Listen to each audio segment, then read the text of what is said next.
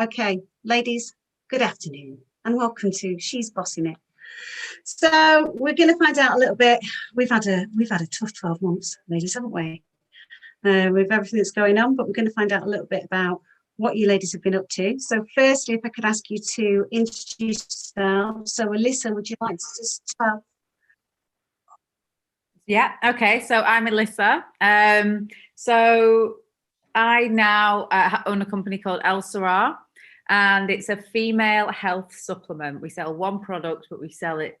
It's a great product. And I believe if you've got one good idea or one good product, you don't need anything else as long as you fully back that. I have always been in the health space, probably for the last 10 to 15 years. I used to run health retreats, but then the pandemic hit and I couldn't do any face-to-face work. I couldn't run any retreats. And I remember the day I had to refund all my customers all the money for all the deposits for the year. And obviously it was just like, what am I going to do? And that is when I decided I need to make a product that I can sell online and diversify while this pandemic's going on, because there was just no end in sight. And that's what I'm going to talk to you about today. I'll let Rebecca go ahead. Great, so thanks, Elissa. So my name is Rebecca McCann and I am the founder of ProBlow, which is my main business. And then when lockdown hit, we manufacture heavily in China. So we saw a huge impact in the business and in turn in what was needed from me. So I'm someone who always has to be busy and I am definitely my best when I'm busiest. So I started a new business during lockdown called Sleep.London, which is still within the beauty industry. And we're really driving out in the Middle East at the moment, just because logistically, which we'll talk about later, that's kind of where we can really grow the brands during lockdown. So that's a bit about me. Thank you. So it's been a tough 12 months. And I think when we first went into this, initially there was like that shock. And then it was like, oh my God, what's happening? And then we thought we might get out of this a bit quicker than we did. How did you cope, Elissa? Because I mean, obviously you had a business which was retreats abroad, and I've got to say I fancied one myself. They looked amazing. So what was those initial few months like in the experience of that business closure, the refund, all of that? Yeah, it was difficult because well, one, again, like Rebecca, I'm better if I'm busier, and if I've got nothing, if I feel like I've got nothing to get up for, no purpose, you can quite quickly go on the decline. And, you know, I was always working towards a retreat, making sure I was fit and strong and healthy for that, learning, and making sure I was booking the clients on, looking at new venues, new countries. And then it all stopped. So all the retreats I had, we had one coming up straight away, actually, in Portugal when lockdown, but we first went into lockdown. I was like, oh my God, what am I going to do? And it was just so difficult, especially in the early days. And then I was thinking, and all I was seeing was online retail booming. And I just thought, I'm an idiot if I don't get into this space, into the e-commerce game, because that is the only thing that's surviving at the moment. And so and then I started thinking, well, what could I do? And I did venture into like maybe the health and beauty side of things. There was a fake tan that I was particularly interested in. It was one day I will do it because it's unbelievable. The formula's amazing. It's like skincare led. It's got like collagen, hyaluronic acid and loads of other things in it, but it gives you a nice glow. And again, it was very expensive to manufacture over here. I was going to go down the Chinese route, but getting samples to and from, and as Rebecca will talk to you about logistics, it was just getting so difficult, especially with those manufacturers. So, and in the end, because I've always been in the health space, and a lot of my contacts and friends, they're either in the health space or the supplement space. So one of my friends is the technical director of Viridian. One of them is a key global account manager for Viridian. Another one owns another big supplement company. So a lot of and I take supplements, believe in them, love them. And then it was actually one of my clients who texted me saying, is there anything I could take to boost my libido? And I said, yeah, there is. There's quite a few things you can take. But I had to give her like 5 different ingredients and she had to buy So this client was female that asked you about libido? Yeah, it's female, yeah. And she was 46. And she'd been on antidepressants for years and years and years. She'd been on citalopram and then managed to come off them. But what citalopram and antidepressants do is just kill your libido, completely kill it. And so she now wanted to see if she could do anything herbally to boost that libido. So I said, yeah, there is a few things you can take. And make sure you're not on any medication, though. So she wasn't. So that was great. So I gave her these ingredients, and she had an unbelievable effect with them. And she said, everything changed for her. And then that was it, really. That's when I thought, you know what, this is a big problem. I hear it all the time from my clients at the retreat when they hit menopause, or they've just had children, or they're stressed, or whatever. And a woman's libido, listen, it is not as easy as taking a Viagra. It's not as easy as taking a pill and you go, right, I'm ready to go. It doesn't work like that.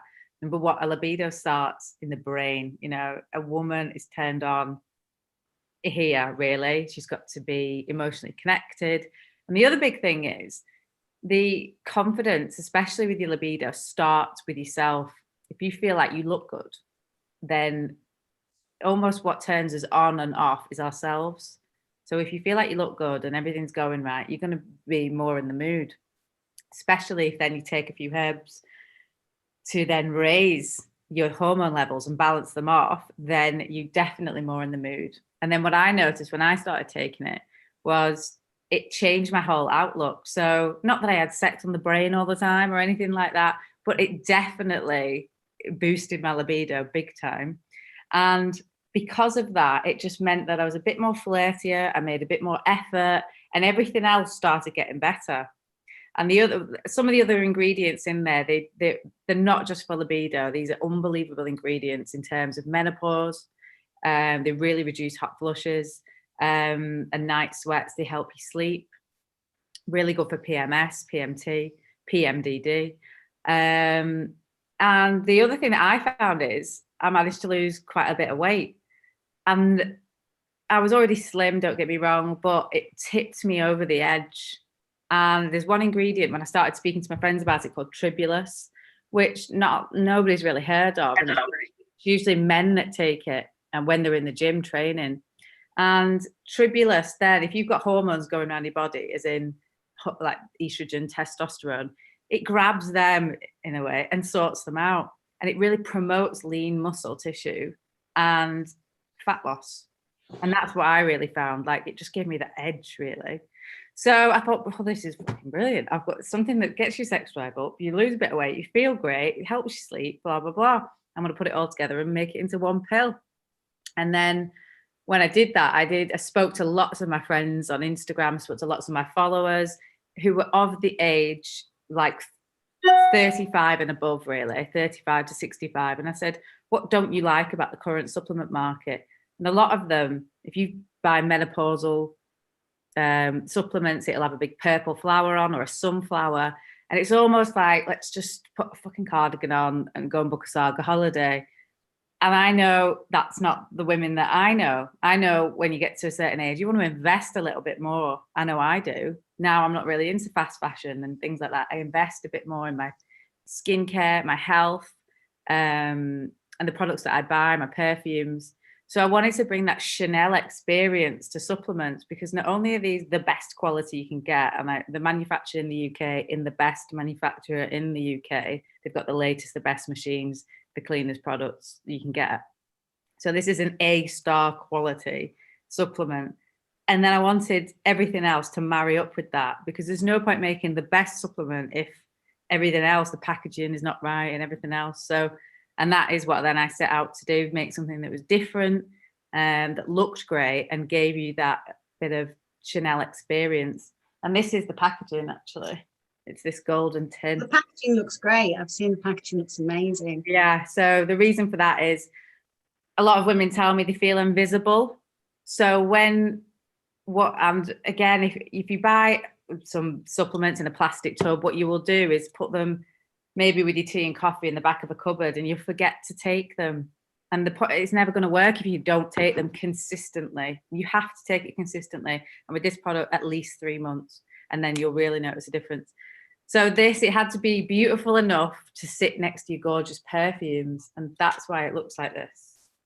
Very clever idea, actually. I hadn't thought of that, because I must admit I've probably got loads of those vitamins and I forget to take them. I have to take them out and leave them on the counter, otherwise that's There you go. But sometimes if it's like something that says libido on it or whatever on it, you don't want to, if people come round, you don't want it there, do you? Yeah, of course. This is, nobody would know what this is apart from you.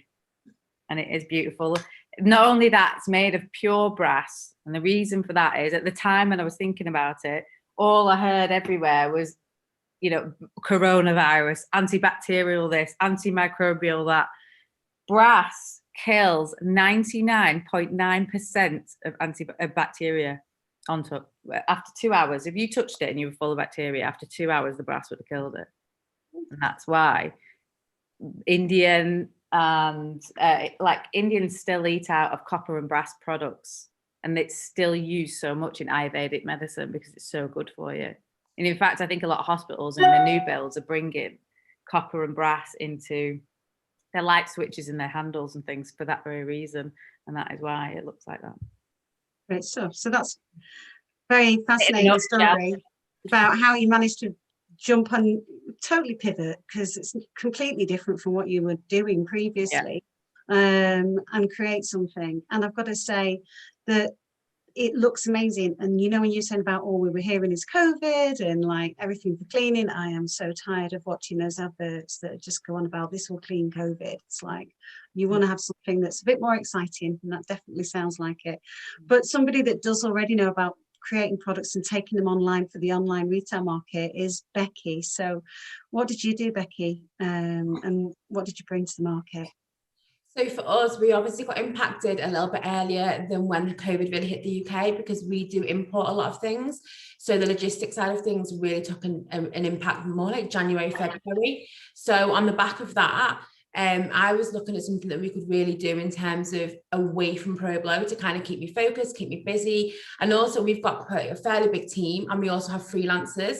So I wanted to do something which would give them, you know, keep them busy whilst we wait on stock to come in. I didn't want to have to furlough them. So I was looking for something I could bring to the market within a similar industry as ProBlow, so the same team could work on it.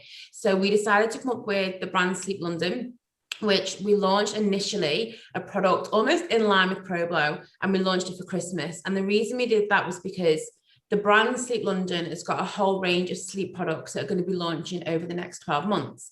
However, we wanted to launch it on the back of ProBlow so we could get that initial trust, because we have a huge customer base who trust us, who buy into our brand. So we launched with a gift set for Christmas. And it was a collaboration. So to the public, it was Sleep.London times ProBlow, which just gave us an instant audience base. And in that gift set, you've got your mulberry silk pillowcase, your scrunchie, and your eye mask. And it's just a really cute little gift set made. And it just sold really, really well. And it just gave us an initial launch on the brand to enable us to bring out our products that are UK made. And the first one launches in June, which we haven't really released the details on yet, but they're really, really great products to help enhance sleep. And it just meant the team could stay consistent, stay working, and give us another focus to lockdown, because it's, you know, it's hard for everyone. So that was kind of where the project began.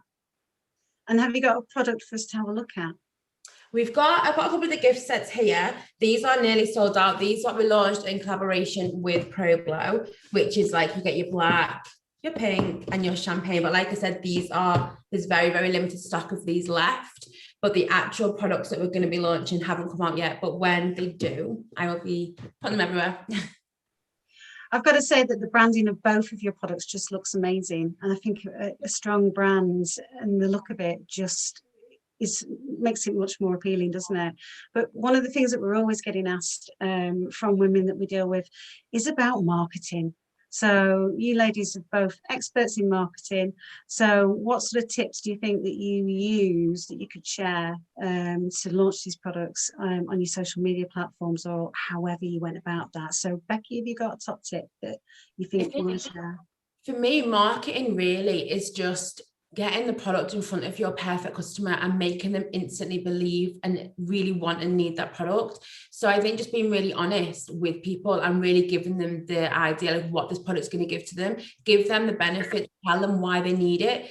do it within the first 3 seconds of them seeing it. If it's a video ad, make the very beginning of that ad super, super strong. So the second they see that, it's like, I need that product, because that's all you need them to do. And I know for us, we have a really high conversion rate. So a lot of it is an impulse purchase, whereas maybe for Elissa, they need more of the information. But I think if you grab them in instantly, and once you've got them, then give them the additional, the points as to why they need it. But you have seconds to really grab someone's attention. So that's really important to focus on the first impact that they're going to get. I think as well, quite often it's difficult for some of them to actually say specifically who their audience is. I.e., I might say to them, who's your audience? And they might go, oh, it's women. But then, we need more detail, don't we? So who would you describe as your audience for your new Sleep.London products? So the audience for Sleep.London, it's very similar to Problo. Our demographic is 24 to 44. It's female, and it's very much somebody who wants the luxury but doesn't necessarily have the time or the money to pay into that all the time. So that's our main audience. Sleep.London has just organically gone really large over in the Middle East, predominantly because the name London is in it, and that's over there. It seems like very prestigious. And obviously when that kind of came on the table, we really ran with that because of logistics. We could really grow out there quickly. But I think it's really important to know who your customer is, whatever your business is. And the way that I often do that with people who come into the business quite new is we would just draw a stick person and be like, who is she? Like, what does she like? What does she do? What's her thoughts? How does she speak? How does she communicate? And we then use that in everything we do, how we communicate with the customers, how we put the captions on social media posts, how we speak on the phone, when you market, like what is it you're showing them? Because if your target audience is, say, someone 44, you don't want to be showing the same content as just like a teen, like a millennial or a teen. So it's kind of like you want to just be really, really clear on who it is you're targeting, and then just be really consistent across your entire brand with that. Great, some great tips. Elissa, was it easy for you to work out who your audience was for your product? Kind of. I just want to go back to that marketing point. I say this all the time to everybody. I am not a supplement company. I'm a marketing company. And my vehicle to market is supplements, though. First and foremost, your business is marketing. And I think everybody who thinks, oh, I've got a product. But I spend 70% of my time doing the marketing, and actually 30% of the time actually handling product or doing anything. Once you've made it done. Now it's getting it in front of people, getting them talking about it. And that is where all your efforts should be. And it doesn't matter what business it is. All your efforts are in marketing. And if you can get other people to market it for you, i.e. make it look beautiful, make it to the point where people want to take pictures with it or pictures of it, and you can get user generated content, that is a free way to market and free way to people to do it for you. But I would say it's critical to any single business is marketing. And I did, as soon as I'd launched the product, I was just sharing it on my page and on social media and things. And then I did one piece in the Daily Mail. And then that was it. It was like unbelievable after that. It was like this one piece, this one article. It didn't cost me a penny. They asked me to do it. And that was it, really. That day, well, I don't want to talk figures, but I literally could not believe like how many sales I got that day.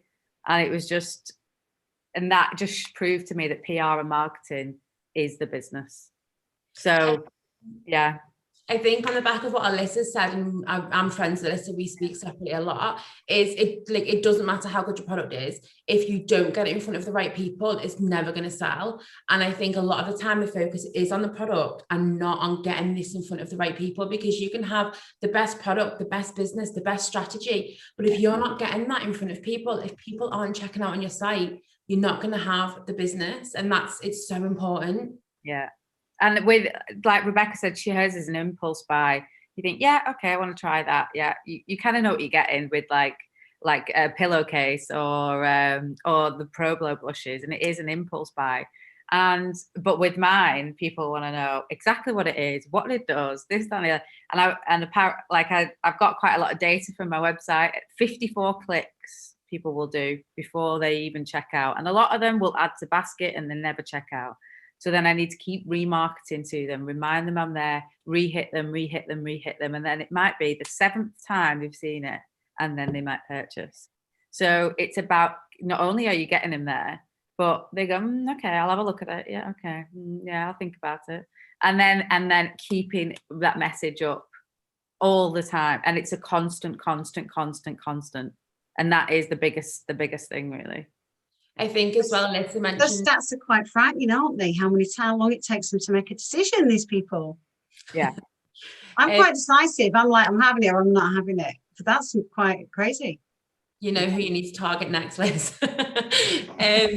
Elissa said as well about the user-generated content. It's so powerful. Like, predominantly, if we go to Problo, which is my first business, we have over 45,000 individual people have used hashtag Problo on Instagram. Now, we don't pay many people to post it.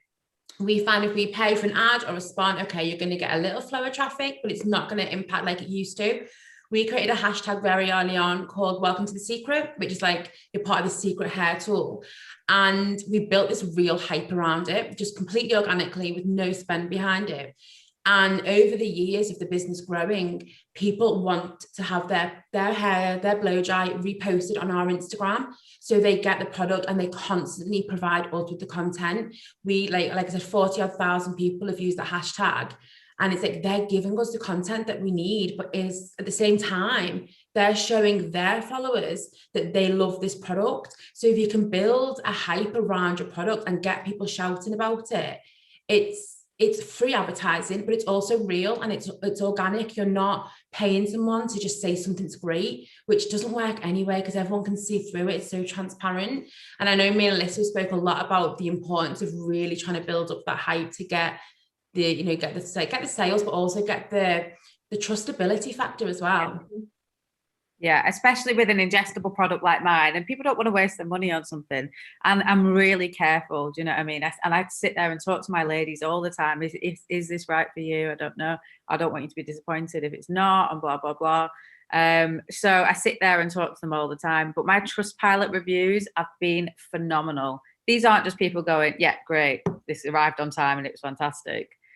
They are literally writing like essays. Why I had this problem and I had this, and then I started taking these pills, and they have literally poured their heart out on these Trustpilot reviews. And I was like, oh my God, these are unbelievable. Not only is that helping build trust with the product, but you can tell that this is somebody genuine and that they really, really believe in the product, which is exactly what I wanted from the off. And so I speak to them quite a lot, because what I really need now is some like video testimonials, really, because it is so hard. And the other challenge that I've found with marketing is a couple of things. One, when you are selling anything on doing any Facebook advertising, they don't like the word menopause, so they just block it. And they don't like the word libido, so they block that too. So I have to get extremely creative with my ads. And then I had a competitor who was reporting every single ad spitefully and just maliciously. So then I had to write to Facebook, and this has happened to me about 7 times. And I'm just like, I'm sat there sometimes, I've had my account banned, and all I'm trying to do is help women. And by the way, they don't do this to men's products. So if this was a premature ejaculation product, that's absolutely fine. We can talk about that, and Facebook don't ban it. But when it's menopause, libido, or anything to do with a woman's sexual health or wellness or a woman's health, really, they just block it immediately. And that's a bigger issue that I'll probably take up with Facebook at some stage when I get a bit of time. The fact that it's just the last taboo for Facebook, it seems to be women's health, really. So that's been a challenge for me as well, to even get the message out there. I'm going to go back to a point that you made earlier, Elissa, as well, about the time you spend. You said 70% on marketing. I'm often having conversations with women that will just say, I haven't got time to do LinkedIn, or I haven't got time to do Twitter. I've not even opened a Facebook account. But 70% is a huge amount of time, isn't it? Yeah. And do you use anybody else to help you with your social media? Or are you ladies just doing it yourselves? I use, predominantly it's me 90% of the time. Me and Rebecca got me onto a lovely girl who does a bit of graphic design for me, and she does it for Rebecca as well. She might do the odd one, but I'm always looking for content. I'm usually sat in my apartment. That was another challenge in lockdown. I couldn't go and film anything anywhere. I couldn't go to get a studio. I had to sit there, go and get some shit from Home Bargains, and just take pictures on my phone, looking on Pinterest for inspiration, and then taking pictures on my phone just so I had some content. Just so we can make it clear here that, you know, when you said shit from Home Bargains, other stores are available for it.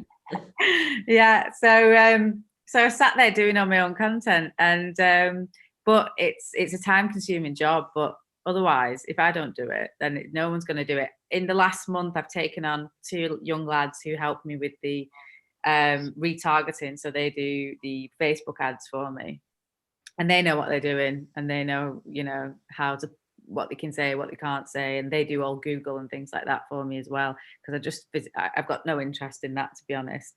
But I'm okay with the creative side, and I'm okay like driving the everybody else really. But I would say that 90% of it is me with my iPhone doing the content, and it is time consuming. I cannot tell you how time consuming it is, not only to take the picture and get everything in, but for like then editing it, uploading it, captioning it, everything. And it's got to come in different ways. You need a banner for this, you need this picture.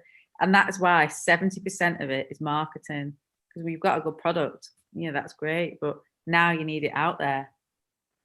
And Rebecca, for you? Yeah, so we've got a team who do the social, they do the content, they do the scheduling of the social media posts. So I don't actively post on the social platforms, but I am always on it and monitoring. I'd say as a business, between me and the girls who work on it, we were discussing it only yesterday, and we are up to about 8.5 hours a day, every single day between us is spent on Instagram and TikTok alone, which is our main platform to ProBlow and Sleep. So we're on about 8.5 hours a day, and that's including weekends as well, and a Saturday and a Sunday. It's consistent. And I think the real problem is people just think you can put a post up and you're going to get great sales and it's going to work.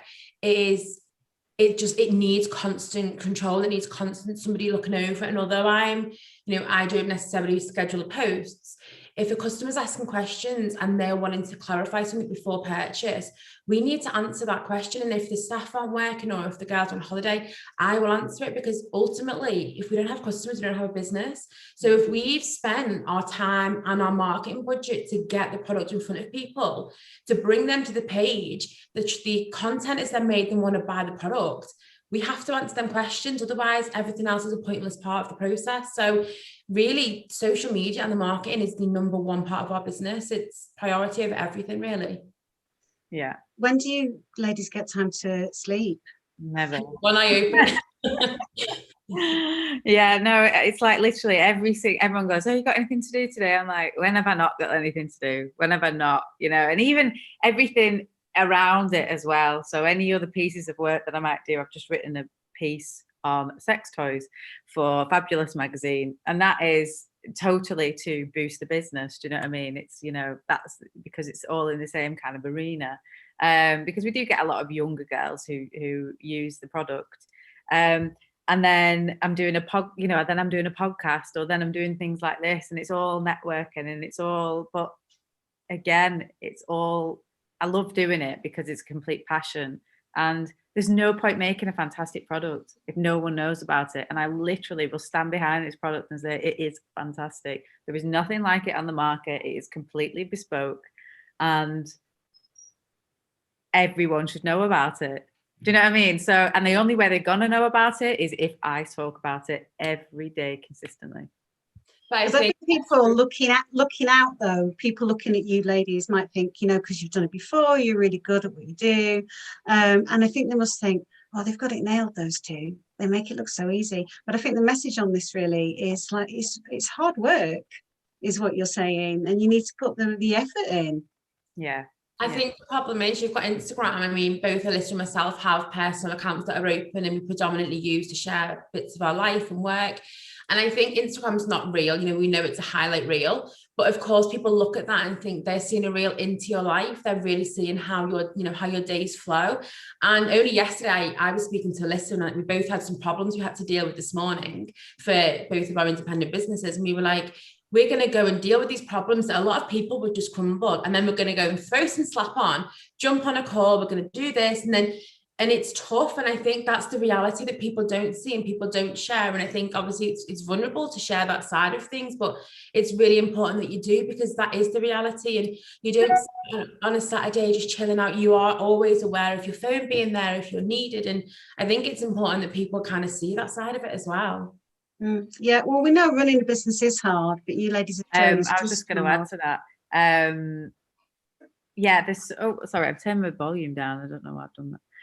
There's so many challenges. Every day is a challenge. And just to go back, like when I started this business and e-commerce, I was like, I don't know how to do anything. I literally don't know how to do anything. I had not done a thing. Didn't know how to run a website. Didn't know how to, nothing. So anybody on this call now who's got an idea for a business and thinking, oh, these girls got it nailed, they know what they're doing. Trust me, I did not know what I was doing. I literally had this idea and that was it. And then I met Rebecca for lunch and she was like really good at like, okay, so you need to do this, this and this. And also what she was great at telling me was where to spend the money and not spend the money. Because I had a quote for a website, a Shopify website, which is the platform I use to sell the product. And they quoted me $7,500. Now, I didn't know if that was a good quote or a bad quote, but I thought that was expensive. And she was like, Elissa, you can do it yourself. And I was like, can I build a website myself? And she was like, you can. And she was like, and anything you don't know, just get it on YouTube. You'll find the answer on YouTube. So I was like, right, okay. So dedicated an entire weekend, but I'm going to do this website. And that's what I did. And I saved myself thousands of pounds by doing that. But not only that, why it's absolutely critical to do it yourself. One, when people are fleecing you. And two, I know I can run every single mechanism inside my business, whether it's the click and drop account, Shopify account, the DHL international account, whatever it might be, Instagram, Pinterest, all the other little things that go on, I can do it all. So now I know I can run every bit. So when I want to take anybody on, I know I can train them to do it and do it in the way that I want them to do it. But if people go, oh, I'm not good at that, I'm not doing it. It's sometimes it's not always the best way. I think if you know your business inside out, you can be unstoppable, really. So is that the website that you've just created for the new product? Yeah. I 100% agree with that. I think as well, I didn't have anyone around me when I started Problo, my first business almost 5 years ago now. I didn't have anyone who'd worked in e-commerce. I didn't have anyone who had done anything in that kind of industry. So I was completely blinded. And when you are blinded, and Problo grew so quickly. So our biggest problem was we grew too quickly. We did over £1 million turnover in the first year. I was young. I didn't have a clue what I was doing. So with that comes a lot of mistakes and a lot of money spent on things that you don't need to spend. So now when obviously like me and Elissa kind of knew each other, but hadn't really met. When we met and we sat down, I was, you need to let me tell you everything I wasted money on, because don't make my mistakes, because you've got someone here who's gone through it and who has wasted the money. And I totally agree with Elissa. You do want to know everything in your business yourself. And it's all well and good when you go on these podcasts and people say, find your weakness and outsource. And I agree with that. But when you're a new startup business, you don't have the cash flow to outsource. You can't pick out your weaknesses or what you don't enjoy and give somebody else that job, because you don't have the cash to do that. Yeah. So I agree 100% and know everything in the business from this. And also if somebody doesn't turn in, you can pick it up and things like that. And as the company grows and you get more stability and you get your cash flow stronger, then you can look to outsource, the things that maybe aren't your strengths. But just do it in the right time frame, really. Don't do what I did at the beginning of Problo and run it everything 100 miles an hour, say yes to everything, and end up with this massive global business in under 2 years, and you have no idea what to do with it. Because what I ended up doing was scaling so quickly, but behind the scenes, it was so uncontrolled.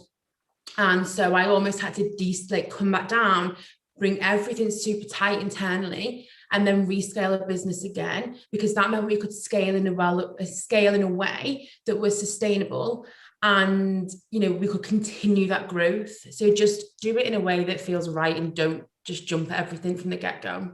Yeah, I had a conversation very, very early on. It was in the first month. I'd only been launched 3 weeks, and it's a big online pharmacy. And they were like, we want to get you on a Zoom. We want your product. And I was like, okay, great. This is great. And I was like, oh, I'm stressed. Do you know what I mean? It's like, I don't know how to deal with a retailer. Again, you learn quick.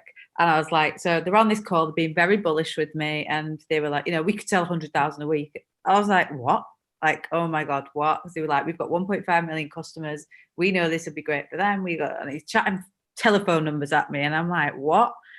Jesus, I was thinking, I haven't got any stock. And like Rebecca was like, just be careful. Businesses will fail because you go too big, too quick. And while it might seem attractive to do that and think, right, I'm going to go all in. And you know what? I didn't do the deal. This came back to me the other day, and they still want to do a deal with me. But I just thought, I'm going to fail if I take this on. And they're going to do it. And I know that they were wanting to undercut me already. And I was thinking, I've not even been open 2 months. The business hasn't even been open 2 months.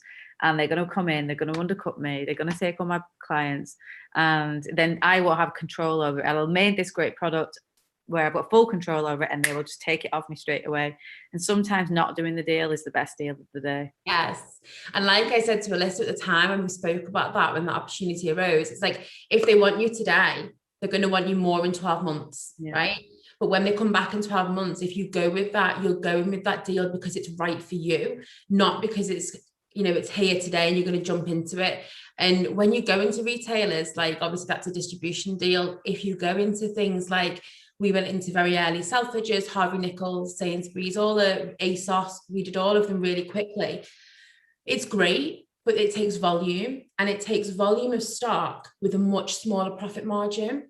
So you're having to pay out for your stock in advance, get it into your warehouse. Then you have all the hidden costs of delivering the stock to them and their specific barcoding. Then you deliver it to them, and then you're waiting the best part of anything between 3 to 6, sometimes 9 months for the payment off the retailer to come back to you. The payment's always late. You're a small business. You don't have the cash flow to pay legals to chase up delayed payments. And in the meantime, you have to replenish this stock. So if you do it too quickly, it's just a hamster wheel. So it's doing it at the right time, and it's an amazing opportunity. And I think for Elissa, it's incredible that they've come to her so early on in the brand and recognize its potential, which is amazing. But, like we spoke about, do it at the time when it's right for you, because it's your baby at the end of the day. Yeah, I've heard this before with people saying they've created products like food products for supermarkets and literally had to remortgage houses and take out massive loans, and the period of time the cash flow can just be crippling. Was financing an issue for either of you? Did you have to do anything to launch these new products that you could share tips on? Yeah, it's I took a loan, 50,000. And I was like, oh my God, I can't tell you how many like sleepless nights I had over it. My actual bill ended up being, and then I had to put in a load of money myself. And then I think it ended up being about 67,000 I'd spent on it. Because the other piece of advice, which I think is critical, so number one is marketing, and number two is the bigger you go, the safer you are.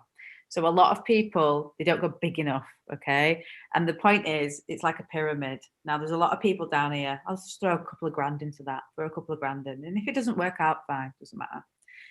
But the point is, when you are, then you haven't got any room to grow. You've got no volume. You can't really put any marketing behind anything, because if it goes well, you're going to be out of stock straight away. If that had just gone, right, I'm just going to buy 500 packets. I would have got rid of that in 2 weeks, you know what I mean? And then what? It takes me so long to make product. My lead times are 16 weeks.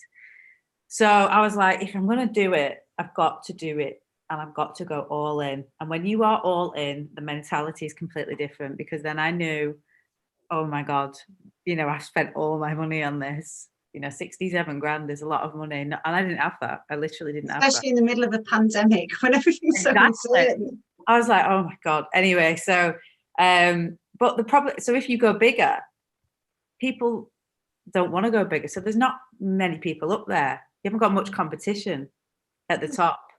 So it's almost safer to go bigger because you've got so much more breathing space. You know, you've got your stock. You can go hard on marketing. You can push. And the more people, and then, so if I did do that deal with that UK pharmacy and they said, right, we want 1,000 off you, I'd go, no problem, there you go, there's 1,000. And I still know I've got a lot of stock. Do you know what I mean? And I've made a big load of money off them. And, you know, and it is safer to go bigger. I'll promise you that. Anyway, so I was really stressing about, you know, am I going to make this money back? Well, if I make it back in the first year, I'll be happy. And I made it back in 7 weeks. Wow. And that is because I could afford to push hard. You know what I mean? I can push and like really push the business out. And I'm so glad that, you know, I listened to that piece of advice when just go big, believe in it. And you believe in it so much and you know your back's against the wall now. You're all in, you really are. And it is a safer option. And that is why those social media hours don't matter, because you are so committed to it. And you were, from when you first decided to do it, you were like, if I'm doing it, I'm doing this. And that's it. You just put everything into it. And that takes balls, of course it does, because like it's a scary thing to do. But that's why when people question, how do you do those hours on social? Because you're all in, because you don't have a choice. That's it. Yeah. Or you're all in and you're not going to let yourself fail. So you're all in. Yeah. So there's a few messages that are coming out from this so far. I think you two, for a starter, you looks like you've got your own tribe, i.e. sharing knowledge, helping each other, which I think is massively important. The commitment is just beyond, it's huge. And just taking advice from each other, all the marketing you're doing, the investment, the belief in your products. So amazing information to pass on to our ladies. But I also want to know, what do you do about your mental health? Because Elissa, you were saying it was stressful. You took out that loan. It was like sleepless nights. So, and you're working so hard. How do you deal with that balance? Because we get asked about that quite a lot, about balancing that stress and anxiety with running a business, and especially with lockdown. To be completely honest, there's a lot of times where I was nipping to the shop and getting 20 Marlboro. I had a lot of those moments. And I'm not even a smoker. And I was like, honestly, some days I can't tell you, I had crippling anxiety just in my pit of my stomach. And I was just like, what am I fucking doing? What am I doing? And then the manufacturer was late because the COVID, and then you know, the ingredients hadn't arrived. And then I had so many days where I was like literally on a knife edge. And I was just like, you know, and I'm super stressed. And the biggest thing for me is you've got to have an unbelievable support system around you, just to rein you back in and go, you know what? And I had Rebecca, and I had my boyfriend as well. He's really successful in his own right. I've seen your boyfriend. He was on one of our early Zooms. Yeah. So and he did the baking for us. Yeah, exactly. So he's been a fantastic mentor to me as well. So I felt like I had these two people here who were like, you know what, if there was a day where my chin dropped, they would lift it and be like, come on, you know, you can do this, you can do this. And let's be honest, we're not putting someone on Mars. This is just about getting a product in front of people. And that's all it was. Yes, things were going to be hard. It was requiring a bit more brain power than I had been using in lockdown. Do you know what I mean?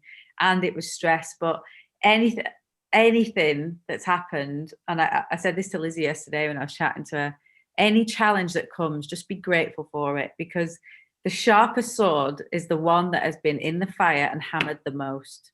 And every time you get a challenge and you overcome it, you are just sharper and sharper and sharper. And it's almost now I'm get to a point where it's like Teflon.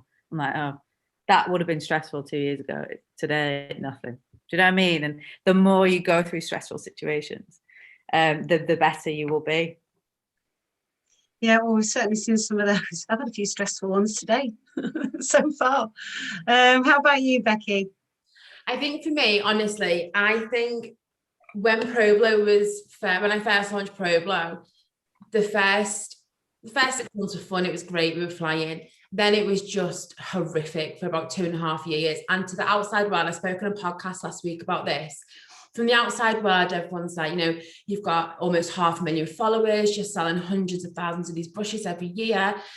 But the reality was, it was so tough. And I think because I went through that then, it really toughened me up. And although everyone back then I was tough and I just kind of brushed it off, and I was like, whatever landed on my desk, I always knew, and I don't know why, but I always knew that I would find a way to fix it. So nothing really scared me even then. And then some of those moments, I remember one, we had a tax bill due and it was due to go out, and the accountant said, you know, it's around about this figure. And then the figure came in, it was like 85 grand, and we didn't even have 8 grand in the bank. And I was, oh my God, we've got like till 4 o'clock to sort this. But even in that moment, I was like, I know I could find a way to fix this. And you've got to have that. You can't fake that. You've got to have that belief in the pit of your stomach that no matter what happens, no matter who says this or what comes in or what challenge hits you, you have to believe that you've got everything that you need to figure it out. Yes, it might not be the ideal solution. Yeah, you might have to take on a bit of this, or, you know, let go, whatever you might have to do. But if you know that no matter what happens, you can figure it out, I think you've got to have that belief in your pit of your stomach. And I think, because I went through that earlier on, I don't much just really faze me. Like at the moment, I've been building my new house. We ripped the roof off 2 weeks before the first lockdown. So we're 3 weeks off completing that. We launched a new business. We've continued to grow ProBlow through the pandemic. And nothing much phases me anymore. I just think you've just got to ride the wave. And at the end of the day, if everything was to go tomorrow, you've still got your family, you've still got your friends, you've still got the things that matter to you from the beginning. So just that's, I don't know, I just think you've got to get that balance in your head to be able to go all in, give it everything, but know that what really matters is always going to be there. Yeah. And going all in is the biggest advice I could give you. I don't want to look back. I go to bed every day thinking, could I have done any more today? Could I have done any more today? And I try and think that every day. Can I do any more? Because you have to do more than your competition every day. Because if you don't, they will just get ahead of you. Do you know what I mean? It's like running a race and you're in a marathon right now and they're behind you, you know, and they are creeping up on you all the time. Your competition are ready to just knock you out every day. So you have to do more and more and more, and know that you're doing more than competition. If you can go to bed every single day and know, I couldn't have physically done any more today, I couldn't have done any more, then you can go to bed happy, and you know you're going to be progressing. You know you are, and you've got to definitely be nimble. I'm going through a real situation at the moment. That is a real bottle tester for anybody in business. Like, even if you're a big boy, do you know what I mean? I don't think I'm a big boy at all. But it's, you know, and I just thought, I read it, I was like, oh great, this, go on, bring it on then. It's like almost like, what more shit can I deal with now?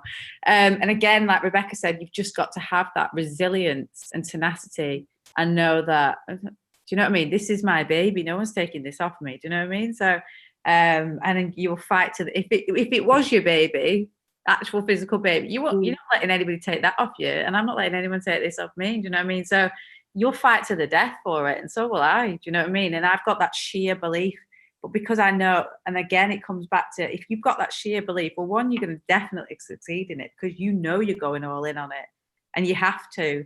But don't leave anything on the table, because you know what? If it does fail, you know, I couldn't have done it. I really couldn't have done any more. Do you know what I mean? At least you'll always not be wondering. We discussed it on that point about questioning whether to go all in or not. And again, it would come up on a podcast last week. When I started Pro, I was working in PPI, in like a contractor's role. And I started a business. No one really knew about it. I'd kept it really, really under wraps. ProBlow we launched, and we were 3.5 months in, and I took a sick day to go and launch it into Selfridges. It's just madness when you look back.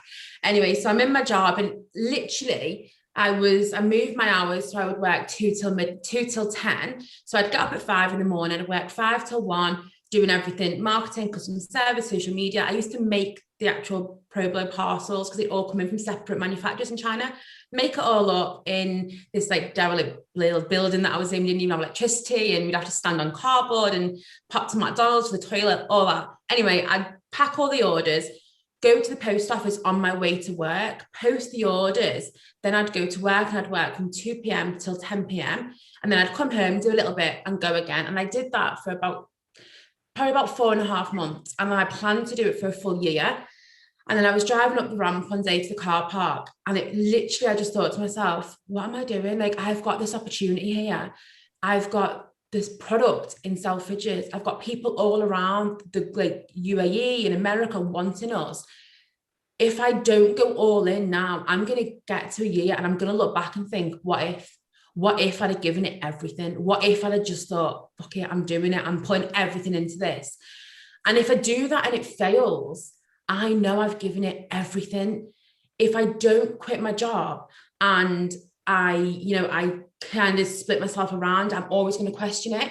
So slept on it, woke up the next morning, went in, handed my notice in. I rented my apartment out that I owned, which was like, I'd originally started ProBlo to clear the mortgage, rented my apartment out, moved back in with my parents in my 20s, used my rent money to kind of keep me going, and just put everything into the business. And it was at that moment I was like, you do or you don't.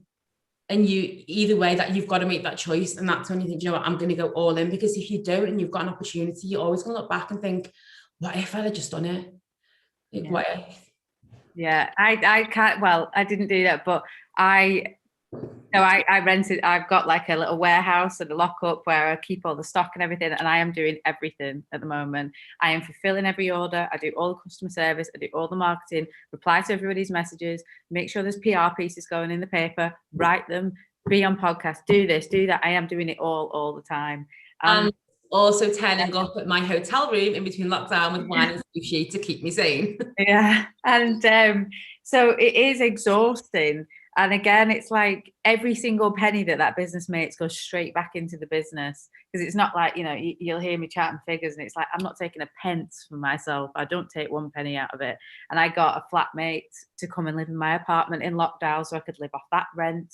Do you know what I mean? And it's constant, because that's how much I'm invested. I'm not taking anything out of it. Everything goes straight back in, because then at one day, maybe I can go and rest. You know, and well, that was going to be my next question, ladies, was, you know, you've launched them, you're successful. So obviously you've planned your businesses, you've launched them. So Elissa, do you also think about where you want to take that? You know, like, have you got a plan, 5, 10 years? Like I've had a lot of phone calls with like people who want to invest, and they're giving me big figures because they can see the potential in the business. I can see the potential in the business. I look, you know, in my head, I haven't even launched it yet. No one knows about this product really, because so I'm just like, if this is what I can do on no money, can you imagine if I did have a bit of funds behind me? And can you imagine what I could do with that? It's almost like my resources at the moment are stopping me from running ahead. Do you know what I mean? So yeah, there's a figure in my head that I would either be bought out for, or just maybe take an investment. And again, I've been offered investment, big 6-figure investments already. And by the way, I'm only in month 3. And again, I thought, do I want this already? Do I want someone breathing down my neck going, where are these reports? We need to have a board meeting. We need to have this. We need to have that. And I'm thinking, I've done all right on my own so far. I need to get it to a point where I'm happy to maybe even get that investment or take somebody else's investment. But yeah, I haven't grown it to where it needs to be yet. And there's a few teething problems I've still got. And once I've worked them out and cracked it and everything's running smoothly, then, you know, I'm really going to start ramping up the pace, launch it properly in America, launch it in the UAE. Because at the moment I send the odd box over there and things, but I know the potential with this market. So I'm nowhere near. I'm not even, you know, on the page of potential at the moment with it. So I think once I've got a few things sorted out, then I really will start ramping it up. Yeah, so yours is global right now, which is so much easier as well now, actually, really, isn't it? With all of this going on. Becky, how about yourself? Plans for the future? So obviously ProBlo, we are very established with that business now globally. And sleep, I really want to kind of follow the same pattern, but I just want to do it a little bit differently. I want to, obviously, I've learned a lot. I've gone through a lot of different experiences in that industry. So I want to take all like the mistakes, the lessons we've learned, and just do it a little bit differently, do it our way. Really not that interested in going into multiple retailers. We just want to go into one or two purely for that exclusive lift of the brand. Like I said earlier, we're very heavy in the Middle East at the moment. And that was purely down to the fact that obviously beauty is huge out in there, particularly Kuwait and Bahrain, places like that. And also logistically moving stock around the country, like around the world, it's a lot easier to get stuff in and out of there at the moment. So that's where we've really grown it. We're going into some really big names over there. And then, yeah, once the whole COVID calms down a little bit, bring it over here and just drive it forward. Yeah, it's exciting. Ladies, I'm just going to put it out to the attendees to see if anybody in the audience would like to ask a question. Loads of questions on the chat that I keep looking at. I think, oh, we'll have to go. They're not questions. They're like loads of people saying how awesome you girls are, and how inspiring, which you've been getting loads of that as we've been going along. But I'm just wondering if we've got anybody that's attended today wants to put their hands up and ask a question. Do you know what's really interesting? I can see there are a few people saying about myself, Mentor, and Elissa, but the backstory is Elissa came to ProBlow's launch when we didn't know each other, and ended up posting about ProBlow all the time on social media. And I'd never spoke to Elissa. We had no mutual friends. And I knew of her because she'd always post about ProBlow.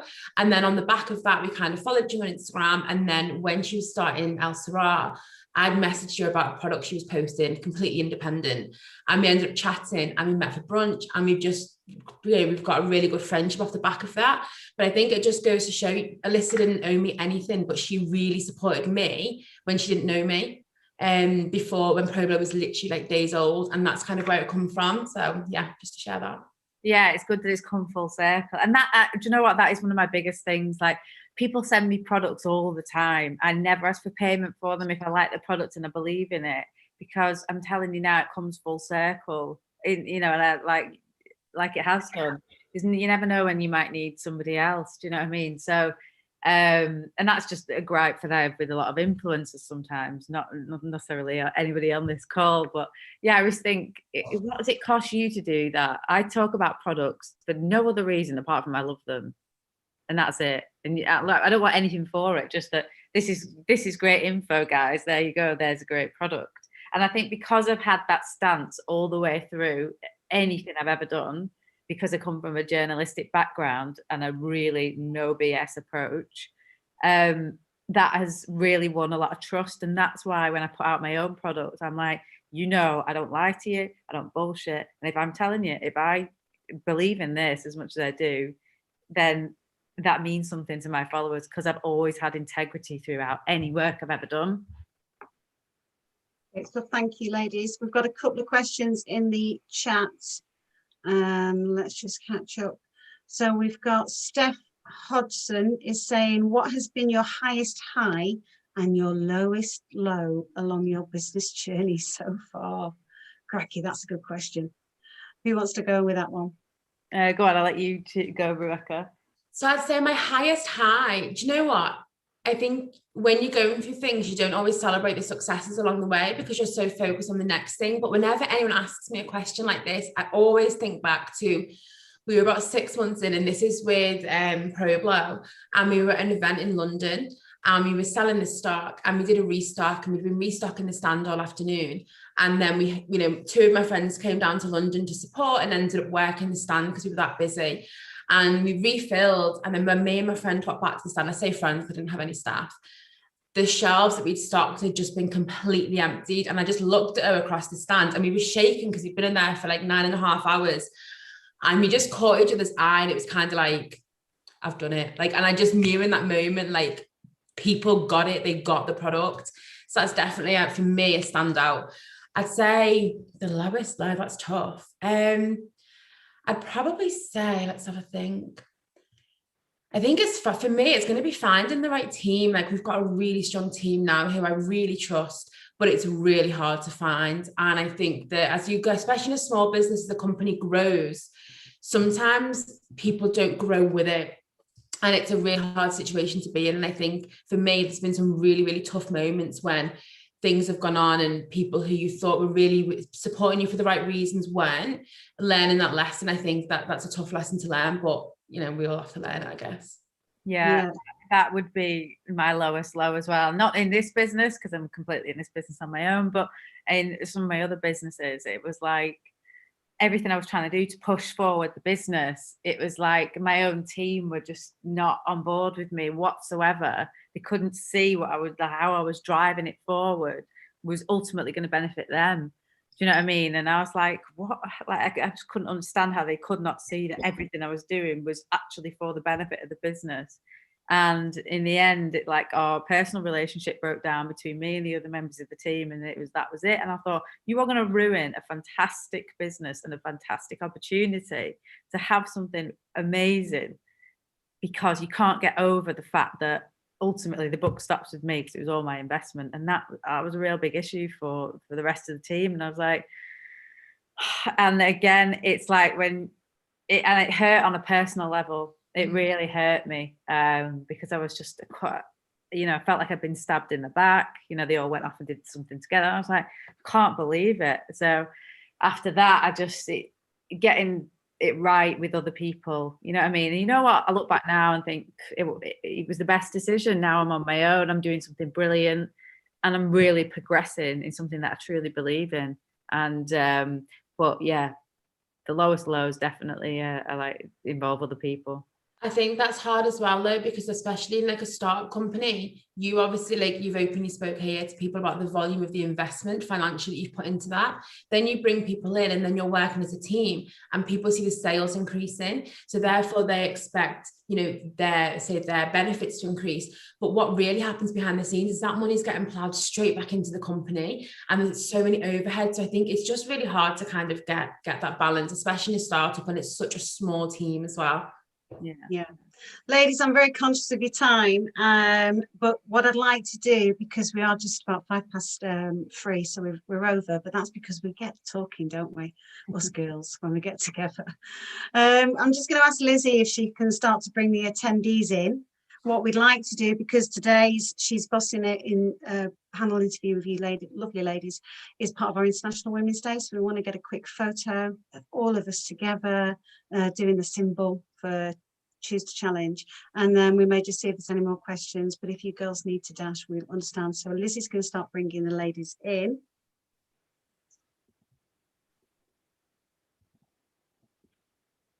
I believe. Let's see what's happening. Yep, here we go. It's amazing, isn't it? This technology, when it works. And everyone starts flipping the cameras off. I know, yeah, and everyone's like, oh, like they can see the hair.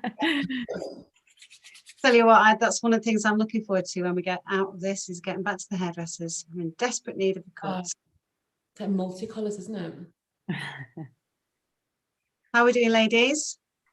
Has anybody got a question they'd like to pose to either Elissa or to Becky? Well, I hope you got a lot of value out of that. Me and Rebecca are very, very open all the time with the real reality of doing it. I mean, there's been times when I've honestly been sat there in the bath with my product, taking pictures in the water. And I'm like, if people could see what I'm doing now, or just the reality of what it does, what I'm doing some days is crazy. That's the thing as well with Probo. I spent a lot of the initial investment on the product shops and this full fancy photo studios and the makeup artists and the hair team and all that. When actually you don't need that. Yeah. I launched Sleep.London with such a smaller budget. I mean, I sat in the Titanic Hotel in Liverpool, if anyone knows it, in between 2 lockdowns with my graphic designer. We created the brand, the logos, everything. We stayed in the Titanic for 3 nights. We did a photo shoot in an Airbnb. By Baltic Market. We did the entire brand and went live in 4 days. And besides the hotel cost, it must have spent me under £2,000. And you can add zeros onto that for Problo. So it's like, just don't buy into the fact that you have to spend this massive amount of money, because you just don't. Like my first magazine shot in Vogue was on a piece of white paper for Sleep on the floor at home. And that's the reality.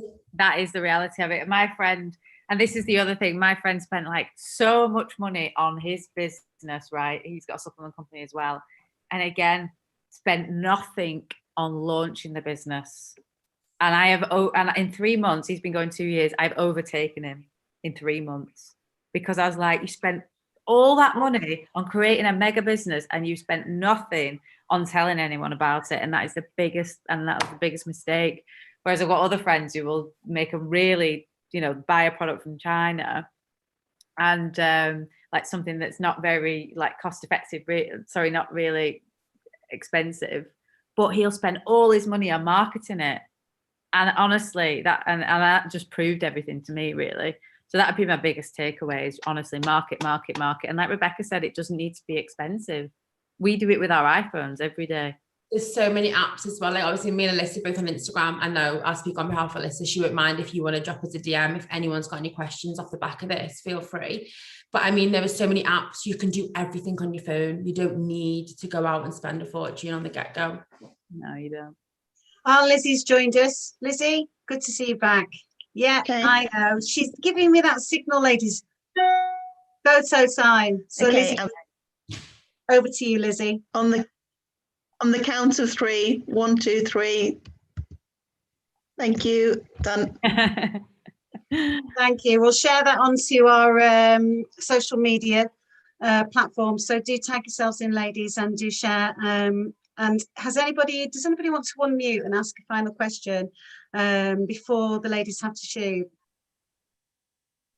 If you've got any more questions about my product, Elle Sera, I know there's a few about, is it good for this? Is it good for that? Just message me direct. Alison, have you got a question there? Yeah, there's quite a few I think I posted on the chat, and it was a question of, does it matter what size you are? Does it improve your metabolism? Do you have to take more if you're bigger or older? No, it doesn't. So you take 2 capsules. Not only is the packaging gold, but so are the capsules as well. So they look like that. And no, size doesn't matter.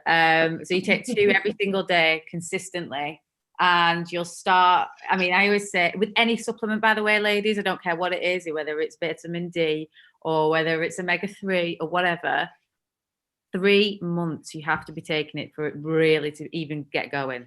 3 months, and that is for everything. So you always have to give a supplement a bit of time to start working, and you have to take it consistently. It's like if you wanted to change something about your body and go to you can't just go to the gym one day, or I'll tell you what, I'll just go for 2 days a week and hope for the best. Well, if you really want to do something, do it consistently for 3 months, and you're going to have a massive difference, aren't you?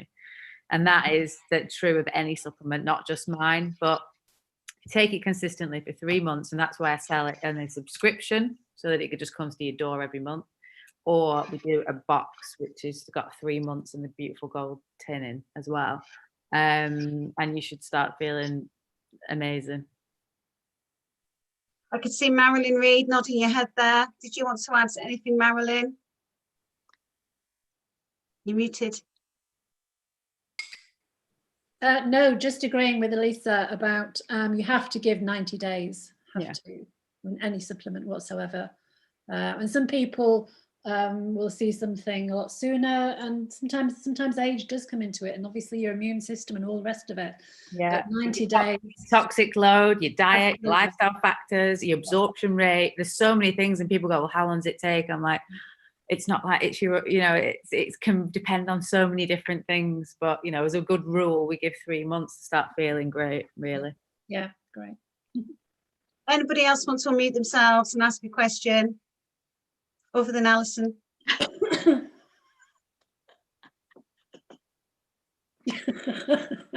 on, Alison. We love her. Yeah, sorry to take over. It's about pivoting your business. So when you were saying that you spend £2,000, say, on your brand, I've got a new innovation project that's about to launch soon, and it does worry me that I've got to get it out there, but I know I'm running 3 other businesses at the moment, like you guys are. How do you find the time? I was just mind blown when you said, I'm doing the social media, I'm doing the marketing, I'm launching the product, I'm actually packing the products and sending them out. And I just thought, oh heck, how can I do that and actually see my family? Yeah, because hang on though, bear in mind Alison has got 2 small kids. Right. I think to me, if you're looking at launching a new business alongside your current businesses, I'd really just look at which is the one that's going to be like your main driving force, or if you're going to be splitting your time, can you really give all of them the time that they need? Because the last thing you want to do is launch something to market, get your idea out there, and then not be able to give it the time to kind of push behind it and have somebody else, you know, kind of take that idea or not give it the full potential that it's got. Like I know when we launched Sleep.London, we were so busy. It was the busiest time of year for ProBlow. Was it our best idea? Probably not. But we had a team around us who could really drive it. I just really look at your time scale, because you don't want to put it out there if you can't really give it what it needs. Yeah, thank you. And the other thing is, I truly believe that women don't get to where they want to get to because we are still the ones who do everything at home, look after the kids. It doesn't matter if you've got business or not. Honestly, I haven't got kids, but I have to deal with my boyfriend's kids at the weekends, and so like my weekends are pretty much dealing with them and blah blah. But I'm still expected to sort the house out, sort this out, sort the rest out. And I was like, no. And do you know what? Once that's all in my head, and I'm thinking about I need to change the bed and I need to do this, I need to do that, and sort out tea, then you are not focusing on your business. Yeah. You're not going to drive forward.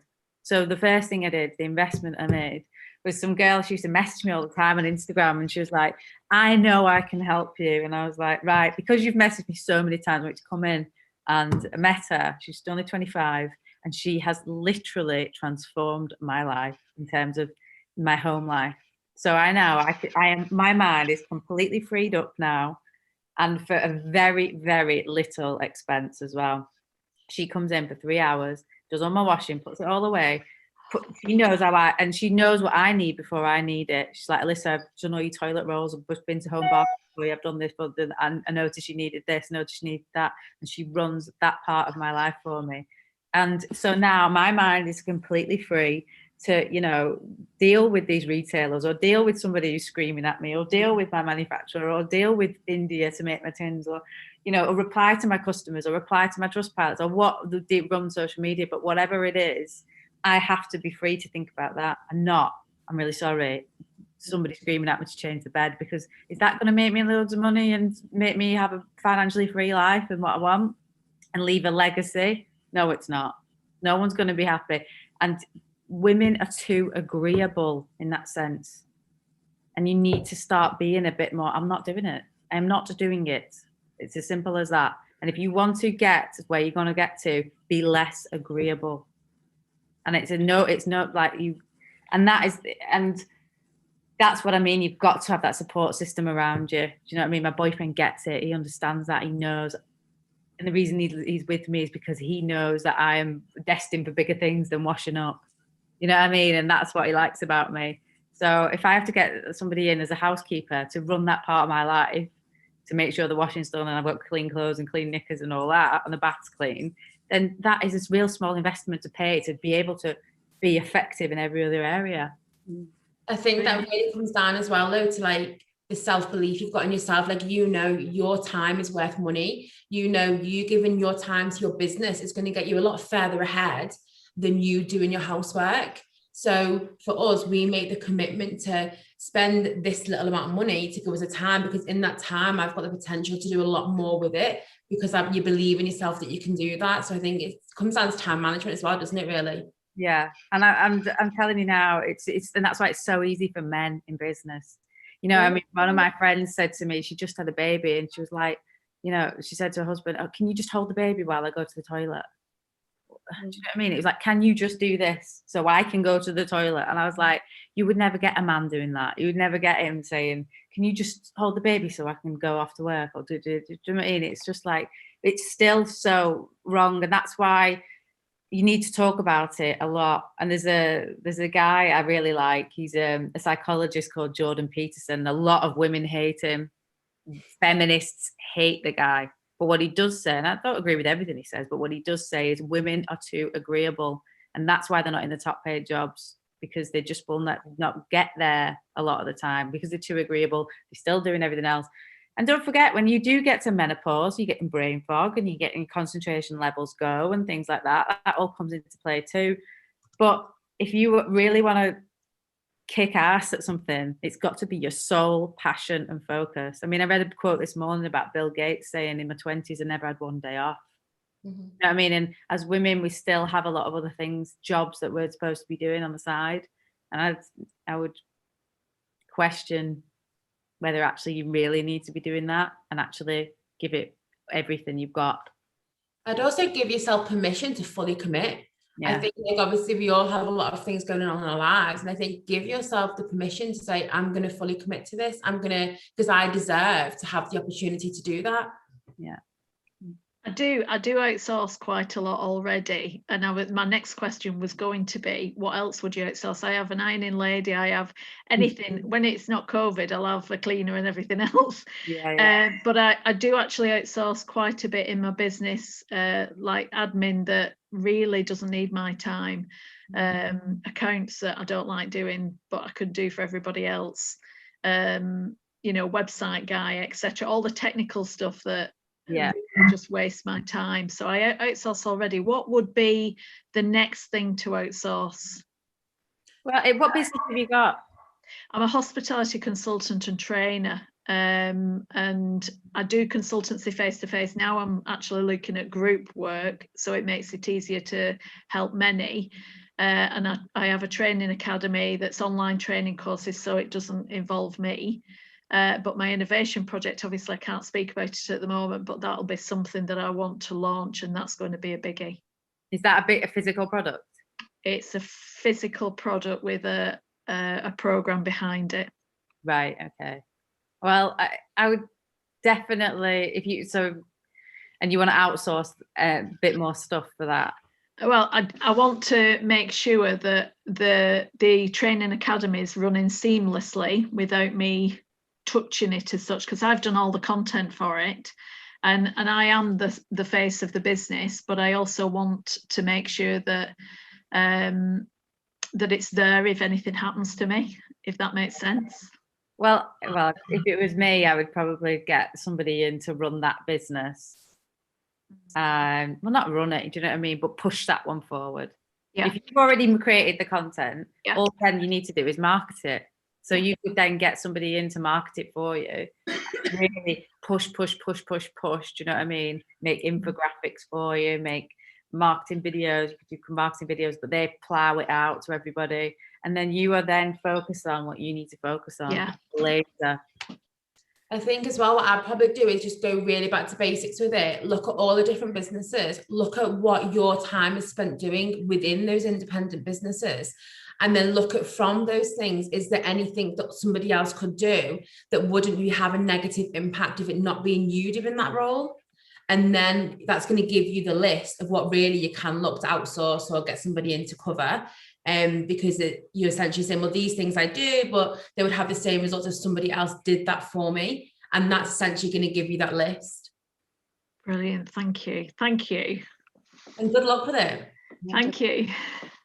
Thank you, ladies. Well, I think we're going to wrap it up there because we are slightly over. But can I just say a massive thank you to Becky and also to Elissa. You've been such amazing ladies coming and joining us and giving up your time. It's massively appreciated. And I think the takeaways from today were just huge, just massive, so inspiring. Can we have a quick round of applause, please? Oh, you're welcome. Thank you very much for having us. Yeah. Thank you. And we'll share some